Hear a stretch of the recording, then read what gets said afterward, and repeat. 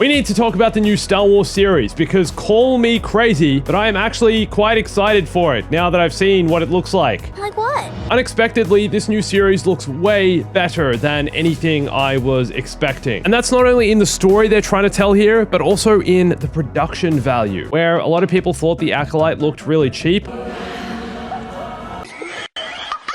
Star Wars Skeleton Crew, to me, looks on point, and I feel like I'm in a suburban Star Wars neighborhood, which, if you think about it, obviously would exist. And we're finally seeing it in this series. Hey everyone, it's Andrew. I'm gonna go live in a house on this random planet with these kids and pretend I'm in 1980s science fiction movie, which is basically the premise of Skeleton Crew. A group of kids are seeking a big adventure and basically get lost in the galaxy far, far away. Now I, along with pretty much everyone, was quite critical of the Acolyte.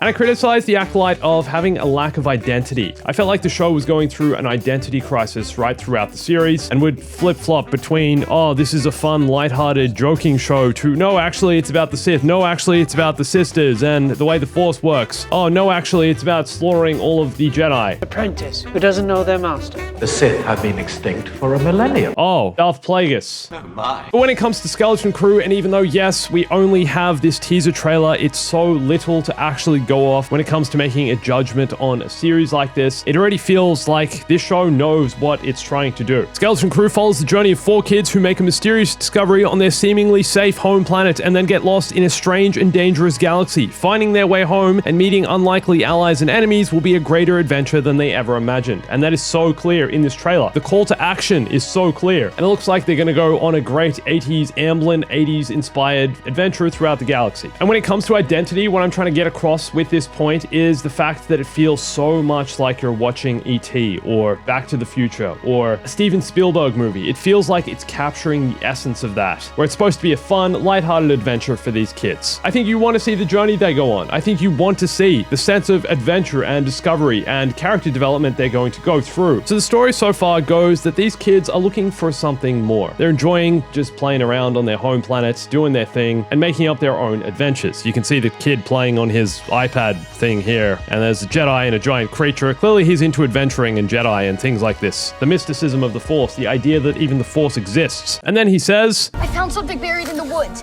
which it seems turns out to be, I think it's a lost Jedi temple. which is where the kid's adventure begins. However, I don't think it's actually a lost Jedi temple that he's found. It seems to be a ship, unless the ship was in the lost Jedi temple. But they start the ship up. It looks like the ship is from the Imperial era, considering the K2 droid that's aboard. I believe is the droid SM-33, voiced by Nick Frost. And this is what sets them out on their adventure. The series is set in the New Republic era, just after Return of the Jedi, which is why it's seemingly going to have crossover with characters from The Mandalorian, such as the Pirate Vane. He seems to be one of the villains in this series. But eventually the kids come across Jude Law's character, who seems to lead them on this journey. His character's name is Jod Na Narwood, and he's described as mysterious and enigmatic, and seemingly he is able to wield the Force. Now, the kids, I believe, in this moment think he is a Jedi. However, I think it's going to be revealed that he's not a Jedi, that he's just Force sensitive in some way, and perhaps is even posing as a Jedi. I mean, how many more Jedi can they say survived Order 66 and made it through the entire Imperial era? No one can kill a Jedi. It's still a possibility that he could be a Jedi, and that could be the case, that he did survive for all those years and did survive the Jedi Order 66 purge. But I think it's honestly more likely that he just knows how to wield the Force. Now, I mentioned production value of this series. Yes, this is a trailer. Yes, we're only seeing brief scenes, and generally in trailers, they like to show the best looking shots from the series. However, that said, everywhere looks really stunning. The suburban homeworld planet they're living on feels like a real world. And I don't know how much they're actually using the volume in this, the giant LED screens they used to film The Mandalorian among other Star Wars series. I'd imagine a lot, but just giving these shots the vastness of space, of openness, doing a big wide shot showing the neighborhoods, and not only that, space locations, the forest. This feels like a real world, which is something I know I'm making the comparison, but I feel like the Acolyte really suffered from. There weren't enough wide shots, it felt too cramped in, and I especially criticized the Jedi Temple in the Acolyte for not feeling like the Jedi Temple. The reason the Jedi Temple works in the prequels is because it feels feels so grand because so many of the shots in there are so wide. You're seeing the high ceilings, the grand open hallways. It feels like a massive space, whereas in the Acolyte, it really didn't feel like that. This series doesn't seem to suffer from that same problem though. Star Wars needs to feel big. The galaxy needs to feel huge, and like there's so much more to it than you're seeing on the screen. And honestly, just on the few shots I'm seeing in this, it looks like that's the case with Skeleton Crew. How do you guys feel about a talking Max Rebo character? Like what? I'm pretty sure this is the same species as Max Rebo, right? What species even is Max Rebo? Small blue elephant. Ortolan, of course. He's an Ortolan. Disappointed we never got to hear Max Rebo talk, but I guess he spoke through his instruments. Now, I know a lot of people are probably also going to criticize the suburban Star Wars neighborhoods here we're seeing in this. It feels like a hometown from a 1980s movie. But I don't see anything wrong with that existing in Star Wars. We've seen parts of this, for example, on Coruscant. Tall buildings, skyscrapers, places where people are living, offices. We've seen this in Andor, which has the grittier, more grounded feel, people living in villages. We even saw it in The Mandalorian. So the fact that there are suburban-style neighborhoods with houses and apartments that exist in Star Wars is really not a problem. The fact there are, I guess, Earth-inspired streets, cars and bikes, houses with orange-tiled roofs, footpaths, grassy manicured lawns, trees. Yes, it feels very much like Earth, but this definitely would exist in the Star Wars galaxy. And so I'm glad we're actually going to see some of that in this series. We're seeing what, I guess, normal Star Wars looks like. How people outside of the Jedi live. How the entire galaxy isn't necessarily a wretched hive of scum and villainy, where characters are constantly fending for their life.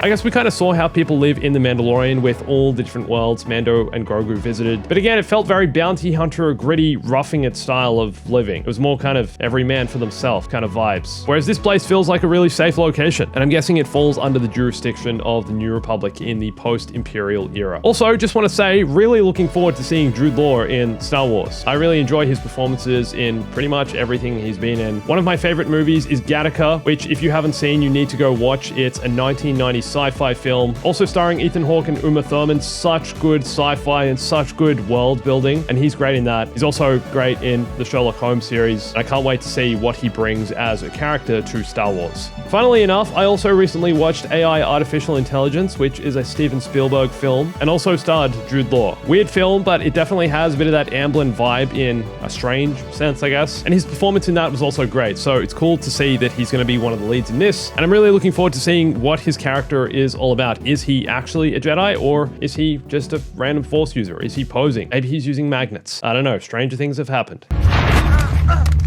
Where is he? That wasn't magnets, was it? That was in Obi-Wan Kenobi. Seriously, that's what they did for the Obi-Wan Kenobi series. Are you kidding me? Anyway, let's not go there again today, guys. Also have to mention that the series is directed and created by John Watts and Christopher Ford. Yes, there are several different directors on each episode, but these two are leading the series forward. And John Watts is, of course, most well known for the recent Spider-Man series, Homecoming, Far From Home, and No Way Home, having directed all three. So if you're into that vibe of film, if you're into that kind of style of storytelling, then I think this is going to be right up your alley. It's going to be fun regardless. Don't know, guys. I know it's just a trailer, but I'm honestly more optimistic and excited about this than I have been for other Star Wars series in recent times. And if there's anything you notice in the trailer that you think is worth pointing out, let me know in the comments, please. Maybe this is actually Max Rebo's kid. How cool would that be? For more Star Wars, subscribe. Watch this video for my hands-on experience with Star Wars Outlaws, where I got to play the game early. And thanks for watching this. My name's Andrew. Catch you soon.